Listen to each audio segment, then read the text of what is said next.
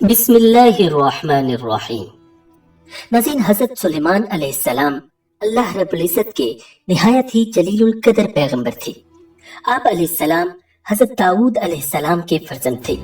اللہ تعالیٰ نے آپ کو ایسی عظیم الشان بادشاہت سے نوازا تھا جیسی نہ آپ سے پہلے کسی کو عطا کی گئی اور نہ ہی آپ کے بعد کسی کو عطا کی جائے گی۔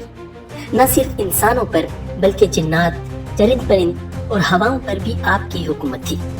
آج کی ویڈیو میں ہم آپ کو حضرت سلیمان علیہ السلام کے حالات زندگی اور ان کی پراسرار اور حیرت انگیز بادشاہت کے حوالے سے مکمل معلومات قرآن و حدیث کی روشنی میں فراہم کریں گے۔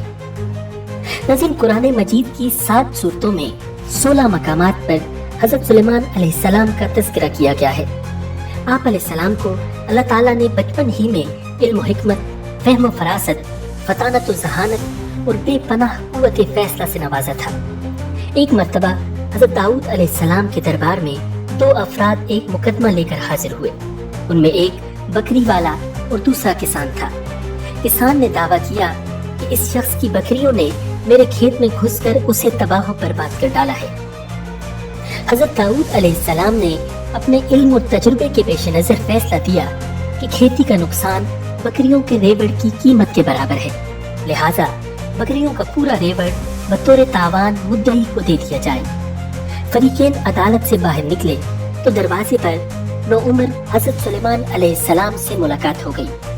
انہوں نے مقدمے کے بارے میں دریافت کیا اور فیصلہ سن کر دونوں کو لے کر والد محترم کی خدمت میں حاضر ہوئے اور گزارش کی، اگر اجازت ہو تو اس فیصلے سے متعلق میں اپنی رائے پیش کروں۔ اجازت ملنے پر حضرت سلیمان علیہ السلام بولے، آپ بکریاں تو کھیت والے کو دے دیں تاکہ وہ ان سے فائدہ اٹھاتا رہے، اور کھیت کی زمین بکریوں والے کے سپرد کر دے کہ وہ اس میں کاشت کر کے کھیت کو اس حالت میں لے آئے جیسا بکریوں کے چرنے سے پہلے تھا۔ پھر کھیت واپس کسان کو دے دیں اور بکریاں بکری والے کو۔ حضرت داؤد علیہ السلام کو یہ فیصلہ بہت پسند آیا۔ قرآن کریم میں اللہ رب العزت کا ارشاد ہے، وَدَاوُودَ وَسُلَيْمَانَ إِذْ يَحْكُمَانِ فِي الْحَرْثِ إِذْ نَفَشَتْ فِيهِ غَنَمُ الْقَوْمِ وَكُنَّا لِحُكْمِهِمْ شَاهِدِينَ فَفَهَّمْنَاهَا سُلَيْمَانَ۔ اور داؤد اور سلیمان کو بھی ہم نے حکمت اور علم عطا کیا تھا جب وہ دونوں ایک کھیت کے جھگڑے کا فیصلہ کر رہے تھے، کیونکہ کچھ لوگوں کی بکریاں رات کے وقت اس کھیت میں جا گھسی تھی، اور ان لوگوں کے بارے میں جو فیصلہ ہوا اسے ہم خود دیکھ رہے تھے، چنانچہ اس فیصلے کی سمجھ ہم نے سلیمان کو دے دی۔ ناظرین، حضرت سلیمان علیہ السلام کی فہم و فراست کا ایک اور واقعہ بھی احادیث کی کتب میں ملتا ہے۔ آپ صلی اللہ علیہ وسلم نے ارشاد فرمایا کہ حضرت سلیمان علیہ السلام کے زمانے میں 2 عورتیں ساتھ سفر کر رہی تھیں، اور دونوں کے ساتھ ان کی شیرخوار بچے بھی تھے۔ راہ میں ایک عورت کے بچے کو بھیڑیا اٹھا کر لے گیا، اور جو بچہ باقی رہا دونوں اس کے لیے آپس میں جھگڑا کرنے لگی۔ دونوں کا دعویٰ تھا کہ یہ بچہ میرا ہے اور دوسری کا بچہ بھیڑیا لے گیا ہے۔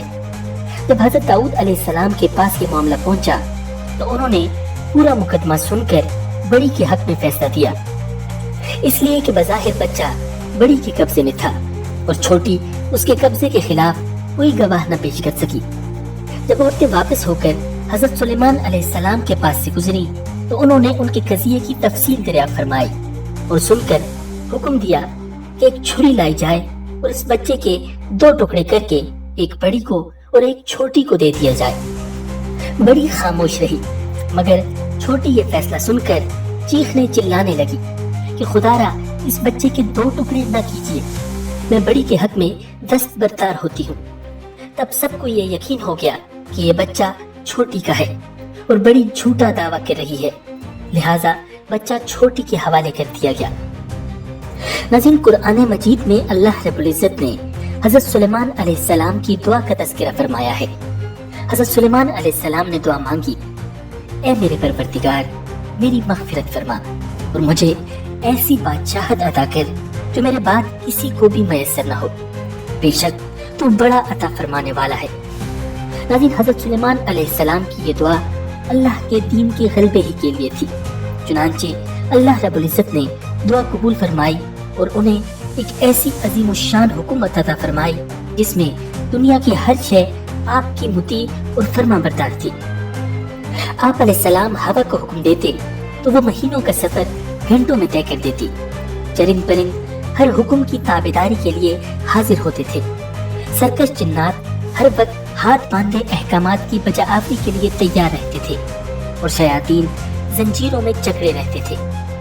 नाज़रीन, सूरह अंबिया में अल्लाह रब्बुल इज़्ज़त ने इरशाद फरमाया, वली सुलैमान रिहा आसिफतन तजरी बिअम्रिही इलल अर्दि अल्लती बारकना फीहा व कुन्ना बिकुल्ली शैइन आलिमीन। और हमने तेज चलती हुई हवा को सुलेमान के ताबे कर दिया था, जो उनके हुक्म से उस सरजमीन की तरफ चलती थी जिसमें हमने बरकतें रखी हैं, और हमें हर बात का पूरा पूरा इल्म है। नाज़रीन, हजरत हसन बसरी रहमहुल्लाह फरमाते हैं कि हवा के मुसख्खर करने का वाक़या हजरत सुलेमान अलैहिस्सलाम के साथ उस वक्त पेश आया जब आप अलैहिस्सलाम अपने लश्करी घोड़ों के मुआयने में मसरूफ थे। इस दौरान में आप अलैहिस्सलाम की असर की नमाज फौत हो गई। चूंकि इस गफलत का सबब घोड़े बने थे, लिहाजा उन्होंने अपने उन खूबसूरत और बेशबहा घोड़ों को ज़बह कर दिया। हज़रत सुलेमान अलैहिस्सलाम ने जब अपनी सवारी के जानवर कुर्बान कर दिए तो अल्लाह ताला ने उन्हें उससे बेहतर सवारी अता फरमाई और हवा को मुसख्खर कर दिया। नाज़रीन, हज़रत सुलेमान अलैहिस्सलाम के इन घोड़ों का वाक़या कुरान करीम की सूरह सौद की आयत 31, 32 और 33 में मौजूद है। सूरह सबा में अल्लाह रब्बुल इज़्ज़त ने इरशाद फरमाया, वली सुलैमान रिहा गुदुव्वुहा शहर व रवाहुहा शहर। और सुलेमान के लिए हमने हवा को ताबे बना दिया था।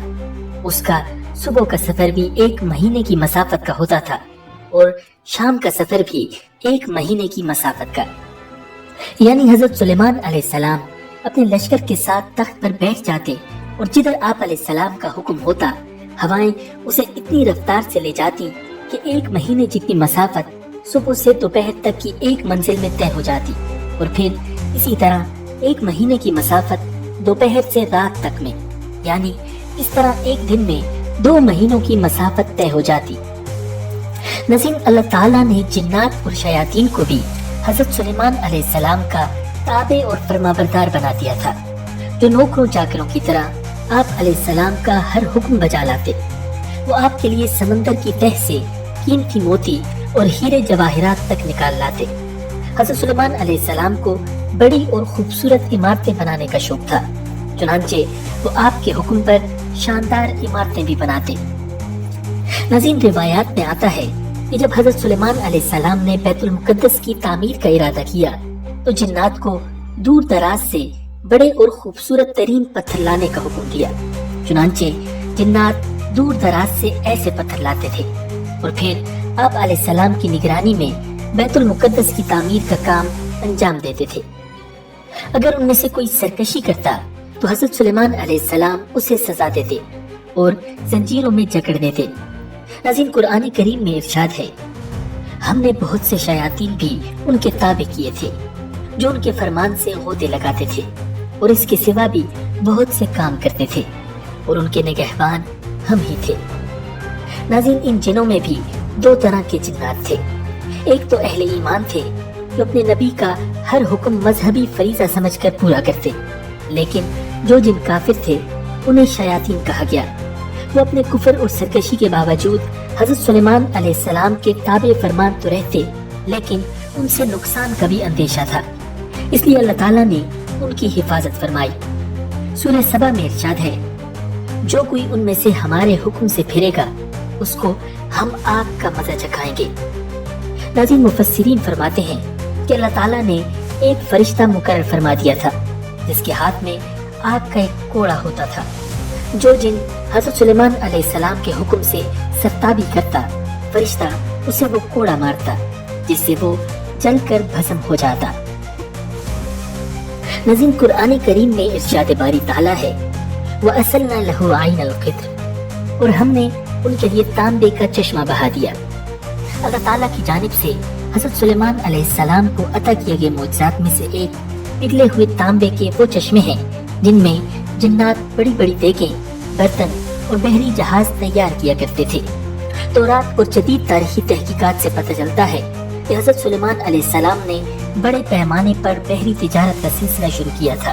ایک طرف اسیون جابر سے ان کے تجارتی جہاز بحر احمر میں یمن اور دوسرے جنوبی و مشرقی ممالک کی طرف جاتے، اور دوسری طرف بحر روم کی بندرگاہوں سے ان کا بیڑا مغربی ممالک کی طرف جایا کرتا تھا۔ ناظرین، اسیون جابر میں ان کے زمانے کی ایک عظیم الشان بھٹی ملی ہے۔ آثار قدیمہ کے ماہرین کا اندازہ ہے کہ یہاں ادوم کے علاقے اربا کی کانوں سے خام لوہا اور تانبا لایا جاتا اور اس بھٹی میں پگھلا کر اسے دوسرے کاموں کے علاوہ جہاز سازی میں بھی استعمال کیا جاتا تھا۔ اس سے قرآن کریم کی اس آیت کا مفہوم بالکل واضح ہو جاتا ہے۔ ناظرین، اللہ تعالیٰ نے حضرت سلیمان علیہ السلام کو تمام جانوروں حتیٰ کہ چونٹیوں تک کی بولیوں کے علم سے نوازا تھا۔ قرآن کریم میں اللہ رب العزت کا ارشاد ہے، وَوَرِثَ سُلَيْمَانُ دَاوُودَ وَقَالَ يَا أَيُّهَا النَّاسُ عُلِّمْنَا مَنطِقَ الطَّيْرِ، اور سلیمان کو داود کی وراثت ملی اور انہوں نے کہا، اے لوگو، ہمیں پرندوں کی بولی سکھائی گئی ہے۔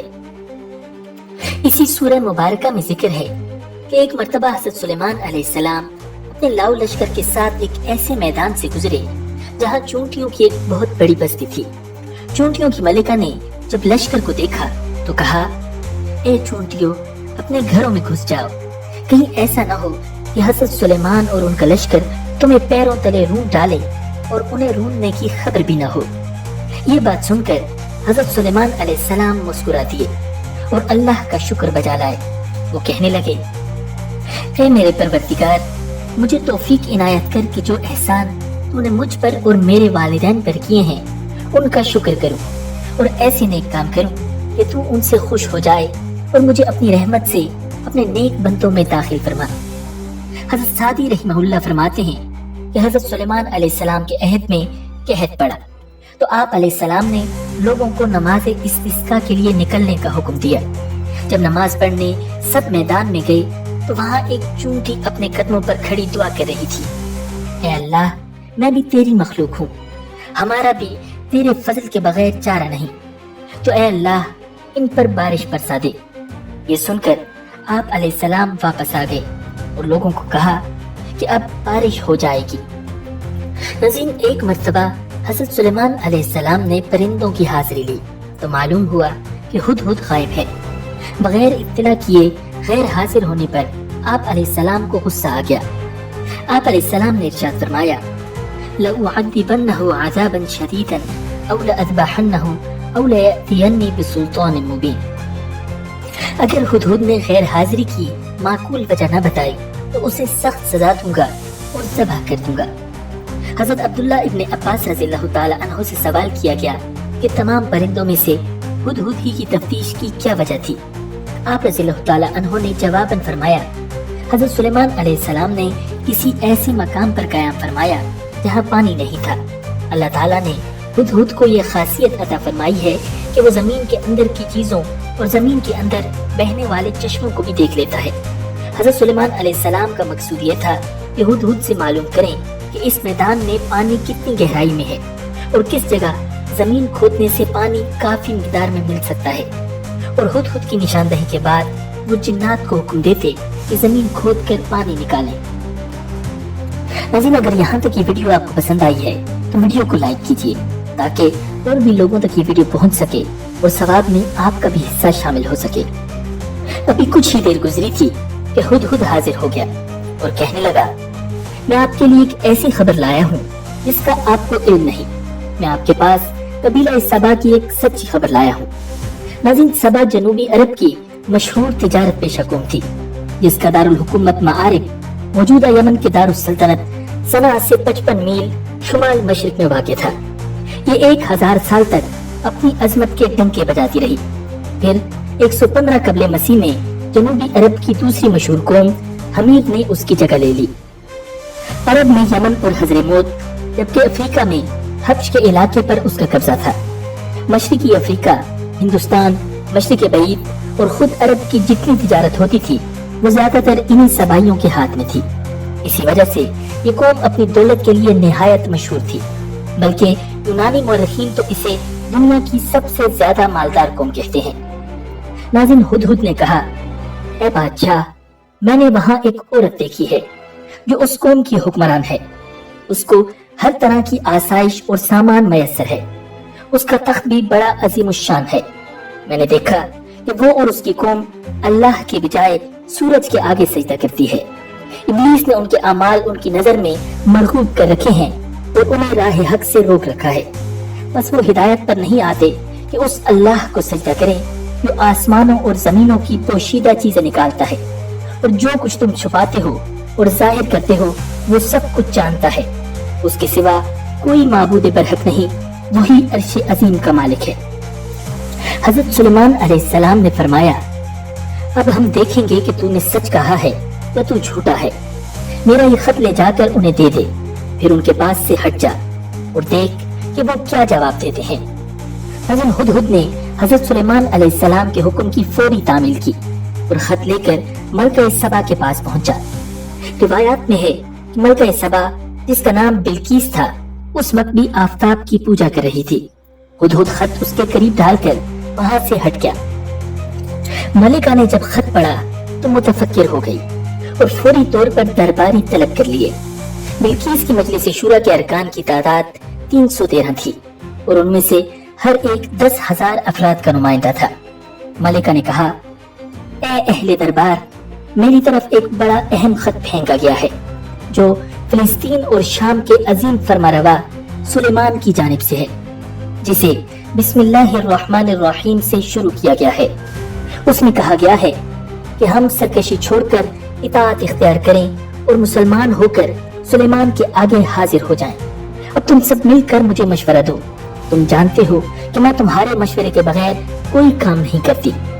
درباریوں نے کہا, اے ملکہ, ہم طاقتور اور جنگجو ہیں, جیسا آپ حکم دیں گی ویسا ہی کریں گے.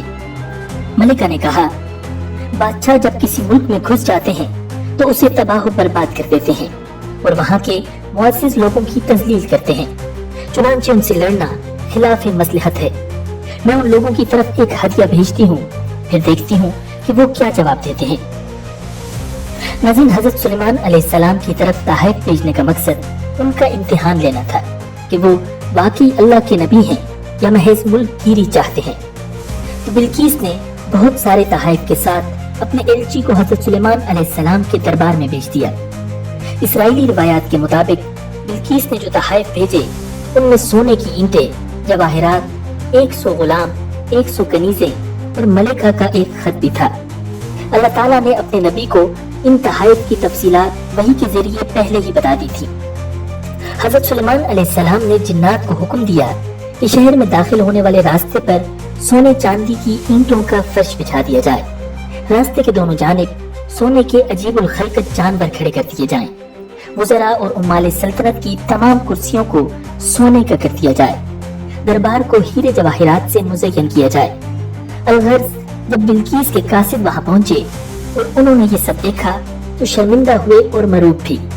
حضرت سلیمان علیہ السلام نے قاصدوں سے کہا, کیا تم لوگ مال سے میری مدد کرنا چاہتے ہو؟ مگر دیکھ لو, جو کچھ اللہ نے مجھے دے رکھا ہے وہ اس سے بہت زیادہ ہے جو تمہیں دیا ہے. لہٰذا تمہارا تحفہ تمہیں مبارک ہو. اب تم اپنے تحائف کے ساتھ واپس جاؤ اور اپنی ملکہ سے کہنا کہ ہمارا انتظار کرے. ہم ایک زبردست لشکر لے کر آئیں گے جن کا وہ مقابلہ نہیں کر سکے گی, اور پھر ہم تم سب کو ذلت کے ساتھ وہاں سے نکال پھینکیں گے. قاصد نے واپس آ کر ملکہ کو حضرت سلیمان علیہ السلام کا سخت پیغام پہنچایا. بلقیس ایک سمجھدار اور دانا خاتون تھی. وہ سمجھ گئی کہ واقعی یہ اللہ کے نبی ہیں. لہٰذا اس نے جنگ کے بجائے حضرت سلیمان علیہ السلام کے دربار میں حاضر ہو کر اپنی اطاعت کا یقین دلانے کا فیصلہ کیا اور وہ شاہانہ ڈھاٹ پاٹ کے ساتھ حضرت سلیمان علیہ السلام کی طرف روانہ ہو گئی.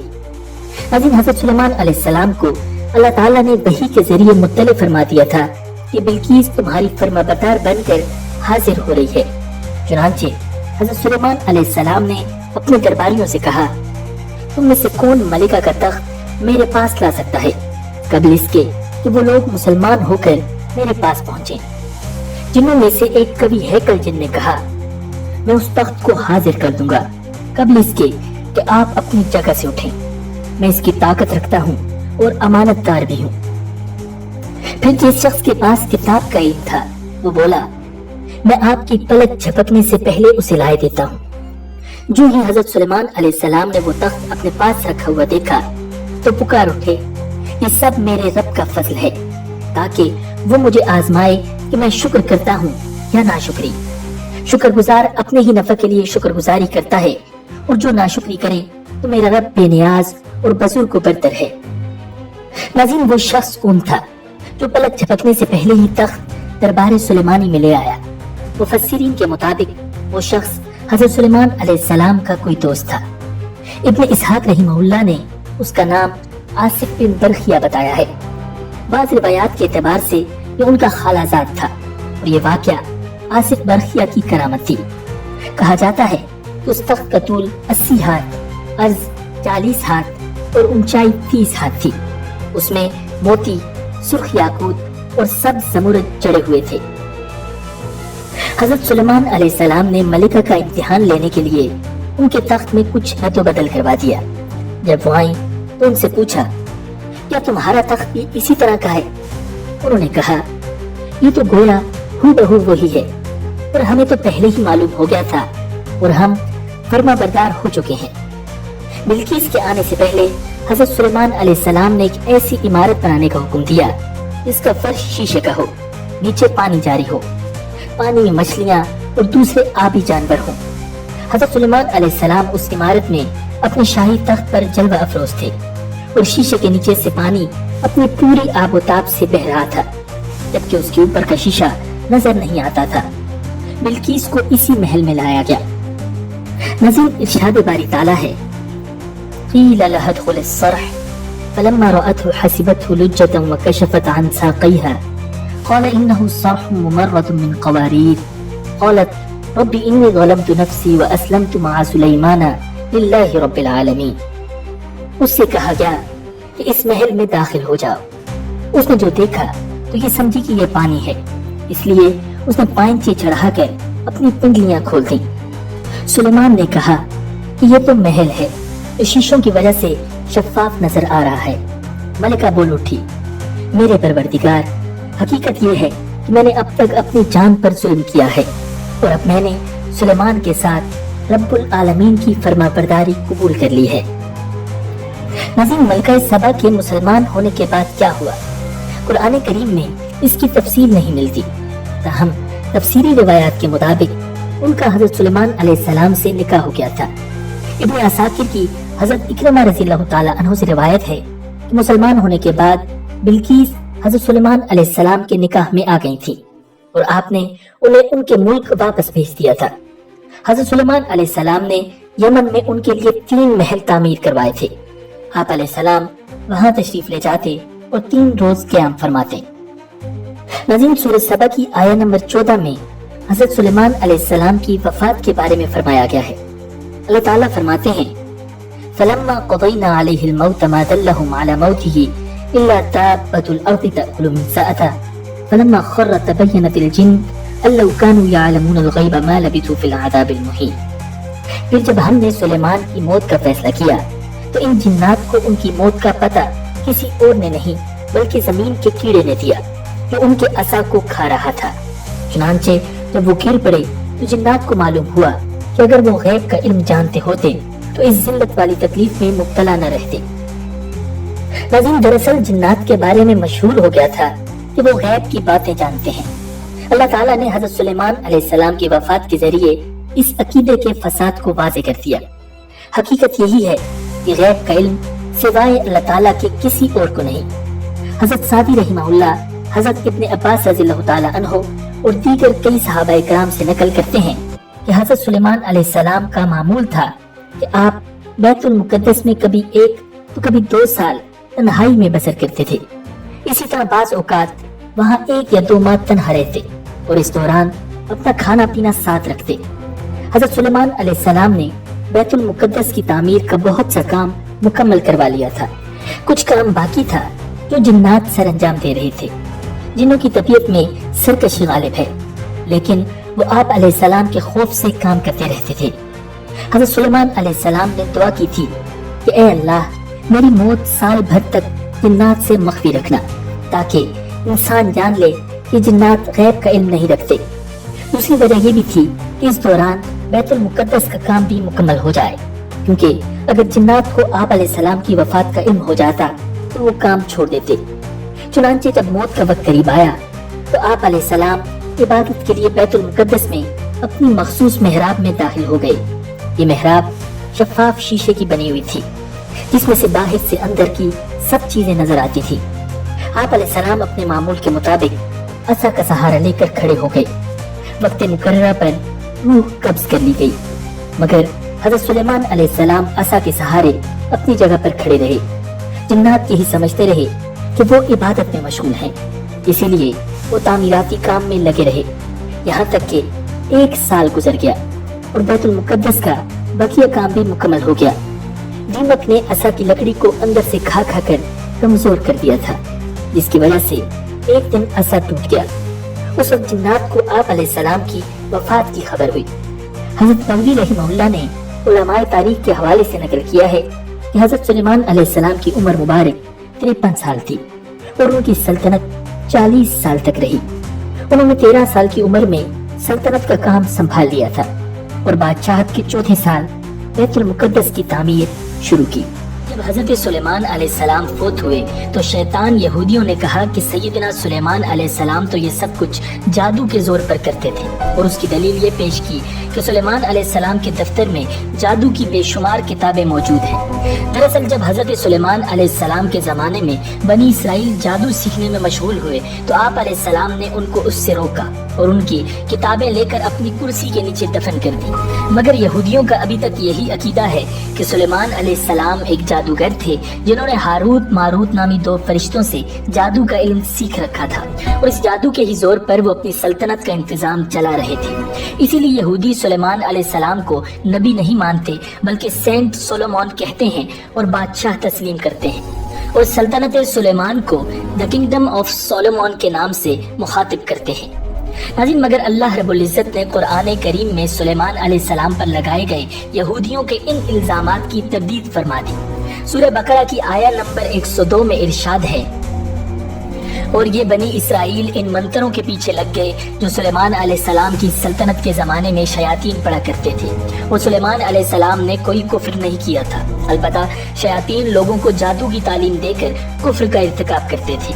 نیز یہ بنی اسرائیل اس چیز کے پیچھے لگ گئے جو شہر بابل میں ہاروت اور ماروت نامی 2 فرشتوں پر نازل کی گئی تھی۔ یہ 2 فرشتے کسی کو اس وقت تک کوئی تعلیم نہیں دیتے تھے جب تک اس سے یہ نہ کہہ دیں کہ ہم محض آزمائش کے لیے بھیجے گئے ہیں، لہٰذا تم جادو کے پیچھے لگ کر کفر اختیار نہ کرنا۔ پھر بھی یہ لوگ ان سے وہ چیزیں سیکھتے تھے جس کے ذریعے مرد اور اس کی بیوی میں جدائی پیدا کر دیں۔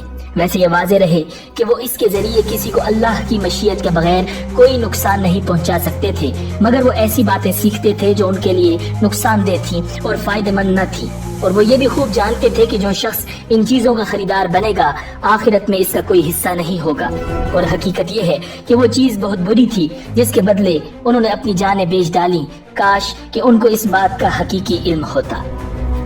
ناظرین، اس آیہ مبارکہ میں اللہ رب العزت نے ہاروت اور ماروت نامی 2 فرشتوں کا بھی تذکرہ فرمایا ہے۔ ان کے واقعے کی تفصیل کچھ یوں ہے کہ بابل جو کہ عراق کا ایک مشہور شہر تھا، وہاں پر جادو نہایت تیزی سے پھیلنے لگا۔ انبیاء کرام اور نیک لوگ جب لوگوں کو اس بات سے منع کرتے تو وہ بات نہ مانتے، اور اس سے بھی زیادہ خطرناک بات یہ تھی کہ لوگ جادوگروں کے شعبدوں کو معجزہ سمجھنے لگے تھے اور انہیں اپنا دینی پیشوا بنا لیا تھا۔ اس موقع پر اللہ تعالیٰ نے اپنے 2 فرشتے جن کا نام ہاروت اور ماروت تھا دنیا میں انسانی شکل میں بھیجے تاکہ وہ لوگوں کو جادو کی حقیقت سے آگاہ کریں اور یہ بتائیں کہ خدائی معجزات سے ان کا کوئی تعلق نہیں ہے۔ معجزہ براہ راست اللہ تعالیٰ کا فعل ہے جس میں کسی ظاہری سبب کا کوئی دخل نہیں ہوتا۔ اس کے برعکس جادو کے ذریعے جو کوئی شعبدہ دکھایا جاتا ہے وہ اسی عالم اسباب کا ایک حصہ ہے۔ یہ بات واضح کرنے کے لیے ان فرشتوں کو جادو کے مختلف طریقے بھی بتانے پڑتے تھے تاکہ لوگوں کے سامنے جادو اور معجزے کا فرق واضح کیا جا سکے۔ لیکن جب وہ ان طریقوں کی تشریح کرتے تو ساتھ ساتھ لوگوں کو خبردار بھی کر دیتے تھے کہ یاد رکھو یہ طریقے ہم اس لیے نہیں بتا رہے کہ تم ان پر عمل شروع کر دو، بلکہ اس لیے بتا رہے ہیں کہ تم پر جادو اور معجزے کا فرق واضح ہو اور تم جادو سے پرہیز کرو۔ اس لحاظ سے ہمارا وجود تمہارے لیے ایک امتحان ہے کہ ہماری باتوں کو سمجھ کر تم جادو سے پرہیز کرتے ہو یا ہم سے جادو کے طریقے سیکھ کر ان پر عمل شروع کر دیتے ہو۔ ناظرین، ہاروت اور ماروت کے متعلق یہ وہ واقعہ ہے جو قرآن مجید اور صحیح روایات کے ذریعے ہم تک پہنچا ہے۔ اس کے علاوہ بھی ہاروت ماروت کے متعلق بہت سی اسرائیلی روایات مشہور ہیں، جیسا کہ علماء یہود کا یہ ماننا ہے کہ زمین پر قیام کے دوران ہاروت و ماروت کی نگاہ ایک خوبصورت عورت زہرا پر پڑی اور وہ اس کی قربت کے طلبگار ہو گئے۔ زہرا کے کہنے پر انہوں نے شراب نوشی، بت پرستی اور قتل و غارت تک سے گریز نہیں کیا، یہاں تک کہ زہرا کو اسم اعظم بھی سکھا دیا۔ زہرا اسم اعظم کی برکت سے آسمان پر چلی گئی اور ہاروت و ماروت خدا کے غضب میں مبتلا ہو کر چاہ بابل میں قید ہو گئے۔ چاہ کنویں کو کہتے ہیں اور بابل جگہ کا نام ہے۔ ناظرین، بغداد سے جنوب کی طرف تقریباً 55 میل کے فاصلے پر ایک چوکور کنواں ہے جس کا قطر 3 فٹ کے قریب ہے۔ اس کنویں کو چاہ بابل یا ہاروت ماروت کا کنواں بھی کہا جاتا ہے۔ مشہور یہ ہے کہ ہاروت و ماروت اس کنویں میں الٹے لٹکے ہوئے ہیں اور قیامت تک لٹکے رہیں گے، مگر اس کہانی کا حقیقت سے کوئی تعلق نہیں، کیونکہ قرآن پاک میں ہاروت اور ماروت کا نام ذکر کیا گیا ہے مگر اس قصے کی طرف کوئی اشارہ نہیں ملتا، لہٰذا علماء کرام اس کہانی کو صحیح نہیں سمجھتے۔ ناظرین، امید ہے کہ آپ کو یہ ویڈیو پسند آئی ہوگی۔ ملتے ہیں بہت جلد ایک نئی ویڈیو کے ساتھ۔ اللہ نگہبان۔